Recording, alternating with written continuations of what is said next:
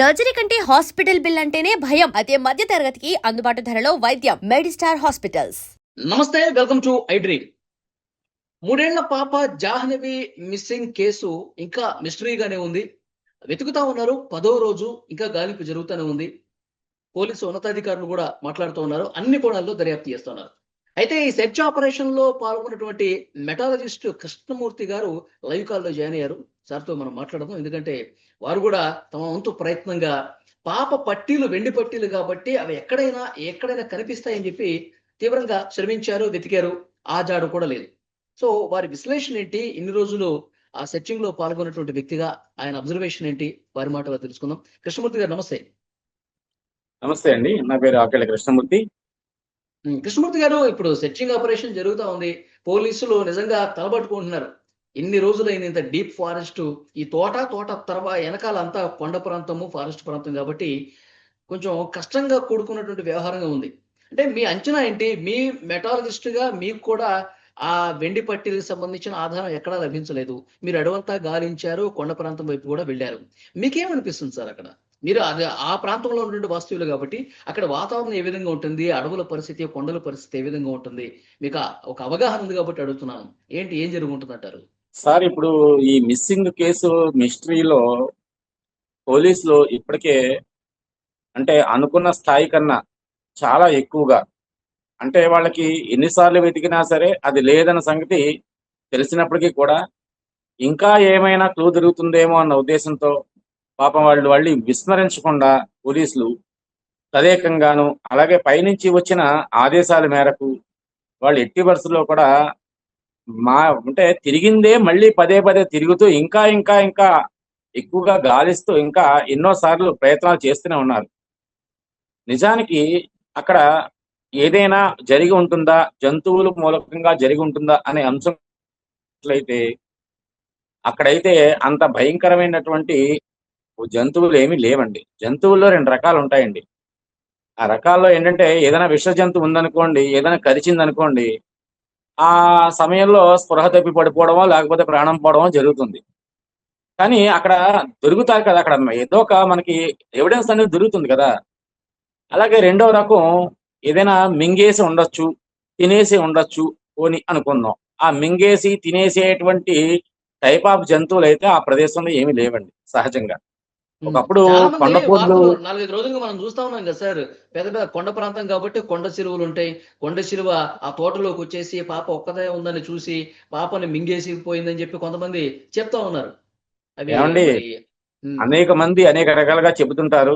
కానీ ఇక్కడ వాస్తవానికి అక్కడ ఉన్న పరిస్థితుల దృష్ట్యా ఆ ఏరియాలోని కానీ, ఈ చుట్టుపక్కల పరిసర ప్రాంతాల్లో కానీ ఈ మధ్య కాలంలో, అంటే చాలా రోజులు, అంటే ఒక 5-6 సంవత్సరాల క్రితం నుంచి మనం ఆలోచించుకున్నట్లయితే ఎక్కడైనా సరే ఇక్కడ కొండ చిలువ వచ్చింది, ఇంత పెద్ద కొండ చిలువ వచ్చింది, ఇక్కడ జంతువుని మింగేసింది, లేకపోతే ఎవరినైనా మనుషుల్ని మింగేసింది అనే ఆరోపణలు అనేవి ఎక్కడా లేవండి గత 5-6 సంవత్సరాల నుంచి చుట్టుపక్కల పరిసర ప్రాంతాల్లో. ఒకవేళ నిజానికి అక్కడ మీరు ఎన్నాళ్ళ నుంచి ఉంటున్నారు ఆ నేను ప్రాంతంలో? నేను ఇక్కడ 15 సంవత్సరాల నుంచి ఇక్కడే ఉంటున్నానండి. గత 15 సంవత్సరాలుగా నేను తునిలోనే ఉంటున్నాను. ఓకే. నేను గతంలో ఎప్పుడు కూడా శివాలయంలో సార్, ఎప్పుడు కూడా క్రూర మృగాలు అక్కడ దాడి చేయటం గానీ, కొండ చిలువలు కనిపించడం గానీ ఎప్పుడు మీరు వినలా? వినలేమండి. సహజంగా కొండ చిలువలు తిరుగుతుంటాయండి. మనిషిని మింగేసేంతటి, జంతువులు మింగేసేంతటి కొండ చిలువలు అయితే ఎక్కడా లేవండి ఈ పరిసర ప్రాంతాల్లో. అలా అని చెప్పేసి లాస్ట్ టైం ఒక 5-6 నెలల క్రితం పులి సంచరించింది, ఎక్కడి నుంచో వచ్చింది, అలా చివరికి అనకాపల్లి దాకా వెళ్ళింది. ఆ ఏరియా నుంచి, అదే ప్రాంతం నుంచి అలా ఎదరికి వెళ్ళి అనకాపల్లి వెళ్ళి మళ్ళీ అక్కడి నుంచి రంపచోడవరం మీదుగా వచ్చింది. తర్వాత దాన్ని పట్టుకున్నారు. దానికి ట్రాకర్ కూడా బిగించారు. మళ్ళీ తరచుగా అప్పుడప్పుడు వస్తుంది, కానీ అది గోకవరము, అలాగే ఆ రంపచోడవరము, ఆ ఏరియాలో దేవీపట్నం, ఆ ఏరియాలో తిరుగుతుంది తప్ప ఈ ప్రదేశానికి వచ్చిన దాఖలాలు అనేవి ఈ మధ్య కాలంలో ఏమీ లేవండి. ఒక ఏదైనా పెద్ద జంతువు దాడి చేయాలంటే గతంలో ఉందండి, ఆనవాలు ఉంది. ఉన్నాయండి. ఇప్పుడైతే ఏమి లేవు సార్, అవన్నీ ఉత్తమాటలు. ఇప్పుడు మీకు ఒక విషయం అండి, ఫైనల్ గా నా అభిప్రాయం, నా అనాలిసిస్ ప్రకారం అయితే కనుక, అంటే ఏ జంతువైనా మింగేసి ఉన్నట్లయితే, పోని తినేసినా, పోని పీక్కు తినేసినా, ఏ రకంగా జరిగినా అక్కడ ఆ అమ్మాయి ఒంటి మీద ఉన్న వస్తువులు ఏమి తినదు కదండి. ఆ వస్తువులన్నీ ఎక్కడో చోట పడిపోయి ఉంటాయి. మనం ఇప్పుడు పోలీసు బలగాల వాళ్ళు కావచ్చు, లేకపోతే కుక్కలు కావచ్చు, డాగ్ స్క్వాడ్ కావచ్చు, వీళ్ళందరూ కూడా ట్రై చేసేది ఏ రకమైనటువంటి దుస్తులు కానీ లేకపోతే ఆ అమ్మాయికి సంబంధించినటువంటి ఆనవాళ్ళు కానీ వాసనలు కానీ ఎక్కడ దొరికితే ఈజీగా పట్టుకుంటుందండి. ఉమ్, అటువంటిది జరగలేదండి. మెటాలజిస్ట్ గా అక్కడ మనం మెటల్ ఈ ఏరియాలో ఎక్కడైనా ఉందా అనేటువంటి కోణంలో సిల్వర్ మోడ్ లో మనం చెక్ చేస్తే ఆ సిల్వర్ కంటెంట్ కూడా ఎక్కడ లేదండి. అంటే ఎగ్జాక్ట్లీ ఎన్ని రకాలుగా ఎన్నిసార్లు వెతికినా ఫిల్టర్ చేసినా సరే ఆ అమ్మాయి అయితే ఆ పరిసర ప్రాంతాల్లో లేనే లేదు. ఇది ఉమ్, వాస్తవం అండి. అయితే ఇందులో మనం 3 కోణాల్లో ఆలోచించాలి. మొదటి కోణం ఏంటంటే ఖచ్చితంగా జంతువుల మూలకంగా ఏదైనా జరిగింది అని అనుకోవడం అనేది అపోహ. అది అది ఉత్తి మాటే. అయితే పైనున్న ఒత్తిడుల ప్రకారము అలాగే పోలీసు వారు మరొక్కసారి ఇంకేమైనా క్లూ దొరుకుతుందేమో అని చెప్పేసి అని వదలకుండా వాళ్ళు ఉమ్, విసుగు చెందకుండా ఇంకా బలగాలు పెంచుకుంటూ తదేకంగా వాళ్ళు కష్టపడుతున్నారు. కానీ అక్కడైతే నా ఉద్దేశ ప్రకారం అయితే ఏమీ లేదండి. ఇది ఉమ్, ఖచ్చితంగా ఆ అమ్మాయిని ఎవరో ఒకరు కిడ్నాప్ అయినా చేసి ఉండాలి, లేతే ఎవరైనా అపహరించి ఉండాలి. అపహరించడం కిడ్నాప్ చేయడం అనేది ఏంటి, రెండు ఒకటే కదా అని మీరు అడగచ్చు. ఉమ్. అంటే కిడ్నాప్ చేయడం అనేది ఏంటంటే కావాలని చేసేది అనే దాన్ని కిడ్నాప్ అంటాం. ఓకే, ఏదైనా తల్లిదండ్రుల మీద ఆశించి, కోపం ఉంటేనో లేకపోతే వాళ్ళ దగ్గర డబ్బులు గుంజటానికో చేసేది కిడ్నాప్. లేకపోతే ఎవరైనా కావాలని వీళ్ళలో వాళ్ళు తల్లిదండ్రులు కావచ్చు, తల్లిలో కావచ్చు, తండ్రిలో కావచ్చు, లేకపోతే కుటుంబ సభ్యులో కావచ్చు, మరే విధంగా ఆలోచించినా సరే కావాలని చేసేది ఒక కిడ్నాప్ కింద మనం భావించవచ్చు. ఉమ్, కానీ మరి అపహరణ అంటే ఏంటంటే పిల్లల్ని ఎత్తుకుపోయే వాళ్ళు ఉంటారండి. ఓకే. సహజంగా ఈ పిల్లలు ఎత్తుకునే వాళ్ళు చిన్న చిన్న పిల్లల్ని, మాటలు రాని వాళ్ళని, అప్పుడప్పుడే మాటలు వచ్చే వాళ్ళు చిన్న చిన్న పిల్లల్ని ఎత్తుకెళ్ళిపోతుంటారు. అలా పిల్లలు ఎత్తుకెళ్ళిపోయే వాళ్ళు కూడా అయి ఉండొచ్చు అని నా అభిప్రాయం. ఉమ్. అయితే అంటే దీనికి సార్ ఇప్పుడు మనం తుని లాంటి ప్రాంతంలో ఇంతకుముందు మీరు చెప్పారు పులులు కావచ్చు, కొండ చెరువులు కావచ్చు. నేను 15 సంవత్సరాలుగా ఇక్కడ ఉంటున్నాను, నాకేం కనిపించలేదు, అసలు ఆనవాలే లేదన్నారు. మరి పిల్లలు ఎత్తుకుపోయే వాళ్ళ చరిత్ర కూడా గత 15 ఏళ్లలో ఏమన్నా ఉందా అక్కడ? రెగ్యులర్ గా అట్లా లేదు పిల్లల్ని సార్. అలా తీసుకుపోయి. అటువంటివి ఏమీ లేవండి. గతంలో మనకి తునిలో ఒక స్కూల్లో ఒక చంటి పాపని పిల్లాన్ని తీసుకెళ్ళిపోయారు. ఆ తీసుకెళ్ళిపోయిన తర్వాత మనకి తుని రూరల్ పోలీస్ స్టేషన్ పరిధిలోనే జరిగింది ఇది. తుని రూరల్ పోలీస్ స్టేషన్ కావచ్చు, లేకపోతే తుని పోలీస్ స్టేషన్. తునిలో 2 పోలీస్ స్టేషన్లు ఉన్నాయి. ఈ పోలీస్ స్టేషన్ పరిధిలోనే జరిగింది. అయితే ఈ పరిధిలో జరిగినప్పుడు ఏం జరిగిందంటే కరెక్ట్ గా 24 గంటలు కాకుండానే పోలీసులు ఛేదించారు. ఉమ్, ఛేదించడం, ట్రేస్ అవుట్ చేయడం, మొత్తం మీద అవతల వాళ్ళు భయపడడం, చివరికి పిల్లల్ని వదిలేయడం అని జరిగిపోయాయి. అంటే 24 అవర్స్ అవ్వకుండానే వాళ్ళు ఛేదించేశారు. ఎప్పుడో సంవత్సరం క్రితం జరిగిందండి ఇది. ఉమ్. అంతే తప్ప అంతకు మించి ఈ మధ్య కాలంలో ఎక్కడా కూడా ఇలాగే పిల్లలు అవును. ఇప్పుడు ఎత్తుకుపోవడం సరే అనేది మీరు ఎక్కడా అంటున్నట్టు జరగలేదు. పిల్లలు ఎత్తుకుపోయే వాళ్ళు ఉంటే, వాళ్ళు ఆ తోట దాటేసి, సరే ఆ కొండ ప్రాంతం నుంచి కూడా దిగిపోతే ఊళ్ళోకి వెళ్ళాలిగా. ఏదన్నా ఒక ఊళ్ళోకి వెళ్ళాలిగా. ఆ చుట్టుపక్కల ఊళ్ళన్నీ సీసీ ఫుట్ కెమెరాలన్నీ పరిశీలిస్తా ఉన్నారుగా. ఎప్పుడో దొరకాలిగా, అంటే 10 అండి రోజులైపోతుంది. ఒక్క విషయం చెప్తాను వినండి. ఇందులో మనం 2 కోణాల్లో ఆలోచించాలి. అంటే ప్రతి దాన్ని కూడా అణువణువుని మనం ప్రతి ఒక్క సబ్జెక్ట్ తీసుకునేటప్పుడు ఆ సబ్జెక్ట్ ని మల్టిప్లై చేసి విడగొట్టుకోవాలి. అలా విడగొట్టుకుని మనం దీని మీద మనం ఇన్వెస్టిగేషన్ చేసినట్లయితే ఖచ్చితంగా మనకి క్లూ దొరుకుతుందని నా అభిప్రాయం.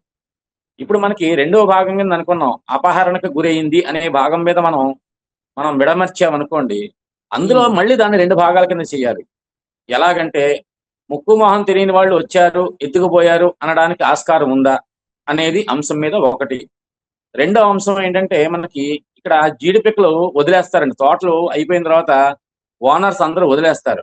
ఇంకా బయట వాళ్ళు ఎక్కడెక్కడి నుంచో చుట్టుపక్కల ఊళ్ళో వాళ్ళు అవ్వచ్చు, దూరం వాళ్ళు కావచ్చు, ఎవరు వచ్చినా సరే ఎవరు పట్టించుకోరు, అడగరని. ఎందుకంటే ఈ ఆకుల కింద ఉన్నవి ఏరుకుని వెళ్తుంటారు. అన్ని తోటల్లోనూ ఇక్కడ జరిగేదే సహజంగాను.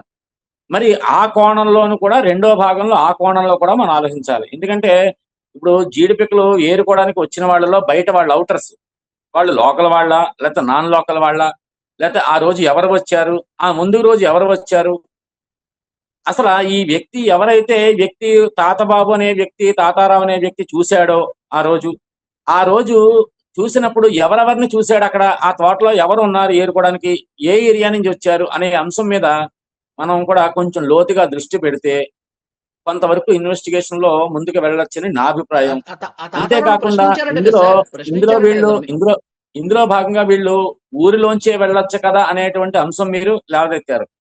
ఇప్పుడు ఊరిలోంచి వెళ్ళొచ్చు కదా అనే అంశం మీద కూడా మనం చూసిన ఊర్లోంచి వెళ్ళడానికి కూడా అవకాశం లేదు. తోటలోంచి వచ్చేవాళ్ళు తోటలోంచి వెళ్ళిపోతారండి. ఉమ్, ఊరిలోంచి ఎంటర్ అయ్యి వెళితే కనుక వాళ్ళు ఎక్కడో ఏదో ఒక సీసీ కెమెరా కనవచ్చు, కానీ ఊరు చివరి నుంచి వేరే తోటలోంచి వెళ్ళిపోయినా సరే అడిగడానికి కూడా ఎవరు సరిపోరండి. ఉమ్. సహజంగా ఏంటంటే అండి, కిడ్నాపే కనుక చెయ్యాలనుకునే వాళ్ళు ఏదో కారులోనో ఎవరికి తెలియకుండా కనిపించకుండా తీసుకెళ్ళిపోతారు నిజంగా. అపహరించే వాళ్ళు ఏం చేస్తారు, కారులోను దాంట్లో రారండి వాళ్ళు. వాళ్ళు సామాన్యులండి. వాళ్ళేం చేస్తారు, ఏదైనా మత్తు మందు గాని, క్లోరోఫార్మ్స్ గాని, ఏదో బిస్కెట్లు ఏదైనా కలిపి ఇవ్వడం గాని, ఇలాంటివి ఏమైనా ఇచ్చి పడుకోబెట్టి చంటి పిల్ల భుజం మీద వేసుకుని కామ్‌గా వెళ్ళిపోతారండి. ఆటో ఎక్కేసి వెళ్ళిపోతుంటారండి. ఉమ్. బళ్ళ మీద వెళ్ళిపోయి తీసుకెళ్ళిపోయే అంత సీన్ ఏమి ఉండదండి. అంటే కావాలని కిడ్నాప్ కోసమే, అంటే ఇలాంటి రెండో పక్షాన ఉన్నవాళ్ళు కావాలని కిడ్నాప్ కోసమే అక్కడికి వచ్చి చేశారు అనడానికి ఆస్కారం లేదండి.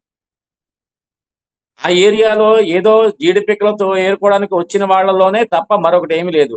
ఇది మనం అనుకుంటున్న పూర్తిగా మేజర్ భాగం అండి. ఉమ్. ఇంకా రెండవ అంటే పక్షాన ఇంకో కోణంలో కూడా వాళ్ళు ఏం చేసి ఉంటారు సార్? పాపని నిజంగానే అట్లా జడిపిక్కలు ఏరుకునే వాళ్ళు అపహరించుకొని వెళ్ళిపోయి అంటే అమ్మేసుకుందామనా వాళ్ళ ఆలోచన ఎట్లా ఉంటది? సహజంగా ఇందులో పిల్లల్ని అమ్మేసుకునే వాళ్ళు ఉంటారండి. అలాగే ఈ పిల్లల్ని తీసుకెళ్లి భిక్షం ఎత్తుకుంటా అంటారండి కొంతమంది అడుక్కునే వాళ్ళు కూడా. ఓహో. ఇప్పుడు సెంటర్ లోను, సిటీస్ లోను, బస్ స్టాండ్ లోను, పెద్ద పెద్ద స్టార్ హోటల్ ముందు ఆడవాళ్ళు ఏం చేస్తారంటే ఊహ తెలియని పిల్లల్ని చంక గోదిలోను చీరలో గోదిలో పెట్టుకుని పిల్ల బుర్ర బయట కనిపించేలాగా, అంటే ఏమంటారంటే చీరలను అడ్డుకట్ట కట్టుకుంటారు.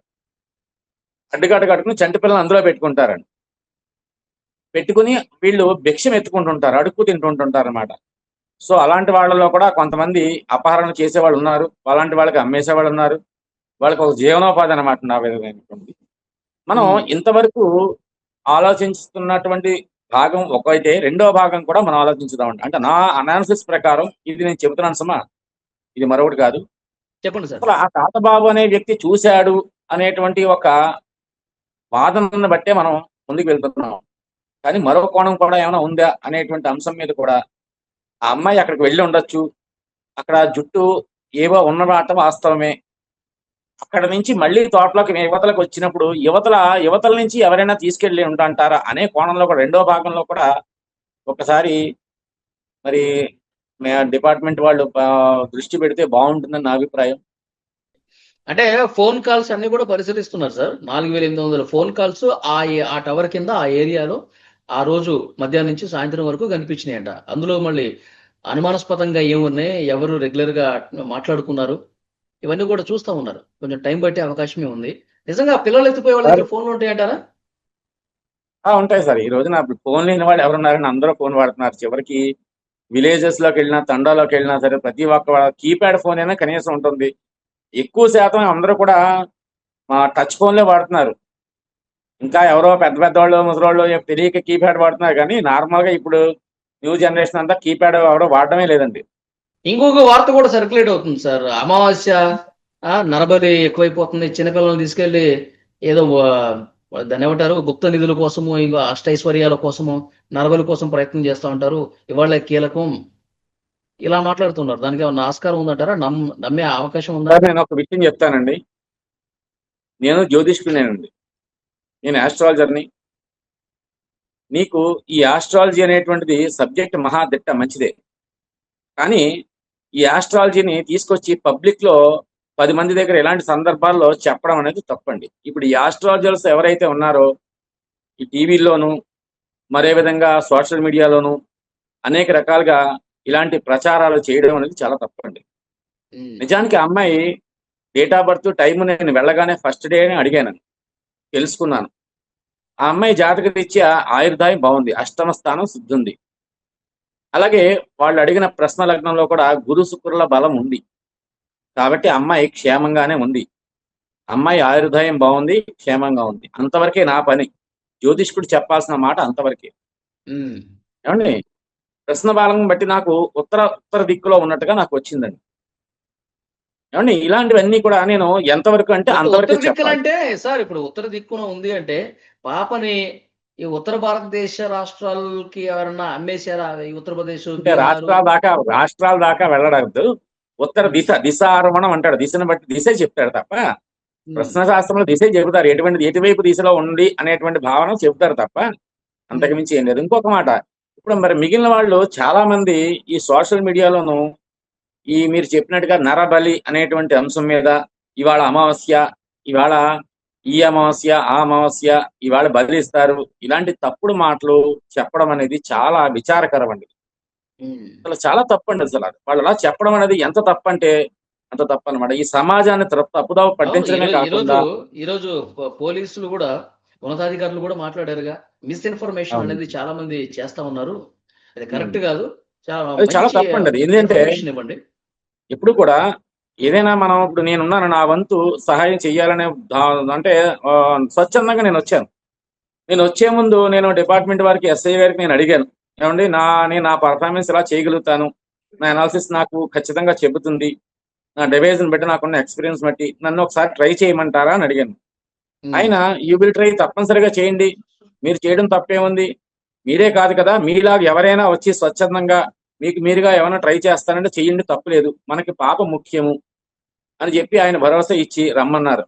ఆయన అవును. రమ్మన్నందునే నేను వెళ్ళి నేను శతవిధాలా ప్రయత్నం చేశాం, కష్టపడ్డాం. నా అనాలిసిస్ ప్రకారం అయితే కనుక అమ్మాయి కొండ మీద లేదు. ఒకవేళ ఏ ఓకే. జంతువైనా నిజంగా ఈ అమ్మాయి ఇన్ని రోజులైనా ఒకవేళ ఉన్నా సరే బతికి ఉండడానికి ఛాన్స్ లేదు.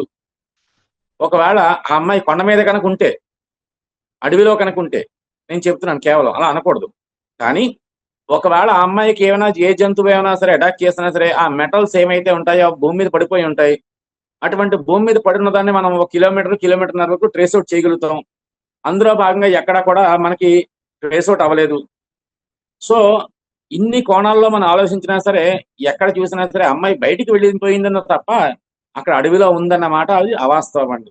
ఓకే. మీకున్న అయినప్పటికీ కూడా అంచనా సార్, మీకున్న అంచనా ఏంటంటే ఎవరో అపహరించుకుపోయారన్నది మీరు నమ్ముతున్నారు బలంగా. ఖచ్చితంగా అపహరణ, ఇది పిల్లల్ని దొంగలు ఎత్తుకెళ్లిపోయే వాళ్ళు అపహరణ అయి ఉండొచ్చు, లేకపోతే కావాలని కిడ్నాప్ చేసి బాగవచ్చు. ఈ రెండు కోణాలే తప్ప మరొకటి ఏం లేదు, లేనే లేదండి ఇందులో. యాహ్! సో చూద్దాం సార్. పోలీసులైతే ఇంకా చాలా సీరియస్ ఫోకస్ పెట్టారు. అన్ని కోణాల్లో ఇప్పుడు దర్యాప్తు పోలీసు చేస్తున్నారు. వారి గురించి మాట్లాడుకున్నట్లయితే నిజానికి వాళ్ళు చాలా కష్టపడుతున్నారండి. ఎందుకోసం అంటే నిజంగా ఏ స్టేషన్ లోనూ కూడా పోలీసులు స్టేషన్ లో లేరండి, అందరూ అక్కడే ఉన్నారండి. ఎస్ఐ, అవును. సిఏ గారి దగ్గర నుంచి కానిస్టేబుల్ దగ్గర, వందల మంది, స్టాఫ్ దగ్గర వందల నుంచి మంది. వందల మంది. అంటే ఇక్కడ నేను ఆల్రెడీ రీసెంట్ 2 స్టేషన్ కి వెళ్ళానండి. నిన్న మొన్న ఏదో పనుండి వెళ్తే ఎవరూ లేరండి. సో మేము వెళ్తుంటామండి, ఏదో ఒక కాంప్రమైజ్ చేసుకో దేనికో ఎవరో ఒకరు పెద్దలు పిలుస్తుంటారు, మేము వెళ్తుంటాం సహజంగా. మంచికే మనం వేస్తాం, చెడు ఉన్నా సరే ఖచ్చితంగా తీసుకెళ్ళి లోపల పడేయమని చెప్తాం, మనమే చెప్తాం, ఎవరికి చెడుకి ఏమి రికమెండేషన్ చేయం, మంచిగా రికమెండ్ చేస్తాం. సో హ్మ్. అట్లాగే వెళ్తే స్టాఫ్ ఎవరు ఇక్కడ లేరండి. చివరికి ఏది కావాలన్నా అక్కడికి వెళ్ళి సంతకాలు పిడుచుకు రావాలి తప్ప అందరూ అవును అక్కడే సార్. అందరూ ఉంటున్నారండి. వాళ్ళు చాలా అంద అంద కష్టపడుతున్నారండి.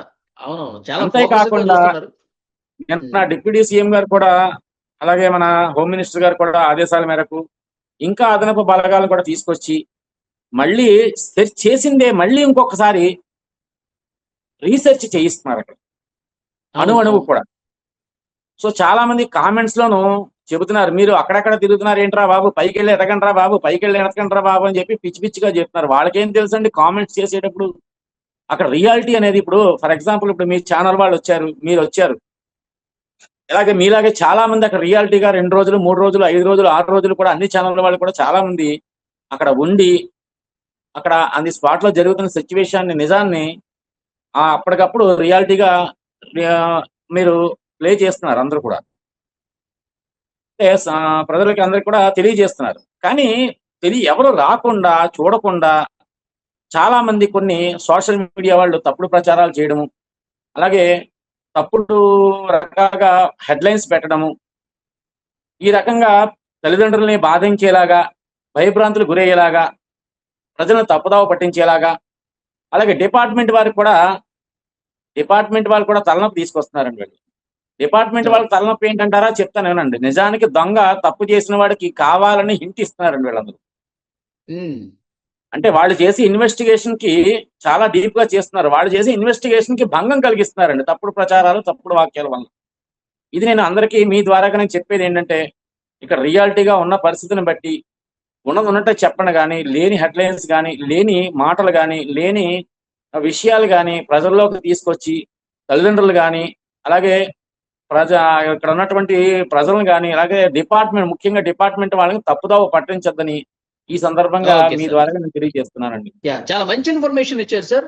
పాప సేఫ్ గా రావాలి, ప్రాణాలతో ఇంటికి రావాలి అంతేనండి. అని మనం కోరుకుందాం sir. Thank you very much. Right sir. And don't forget to subscribe to iDream. And for more videos, Please subscribe to iDream. Please subscribe to iDream. Please subscribe iDream. And please subscribe to iDream. For more videos, subscribe to iDream. please like, share, and subscribe to the channel. Congratulations, iDream. Subscribe to iDream. Subscribe to iDream. So, subscribe to iDream Media. iDream team అందరికి huge congratulations. Please subscribe iDream Media. Please subscribe to iDream. Subscribe iDream. Please subscribe to iDream. iDream అంటే నా కళల ఛానల్ను subscribe చేసుకున్న నోరు తిరుగుతలేదు, మీరైతే గంట గుర్తు కొట్టండి. For more such videos, please subscribe to iDream. Subscribe to iDream. Please subscribe to iDream. Please subscribe iDream Media. Please do subscribe to iDream. Please subscribe to iDream Media. For best entertainment and information, please subscribe iDream.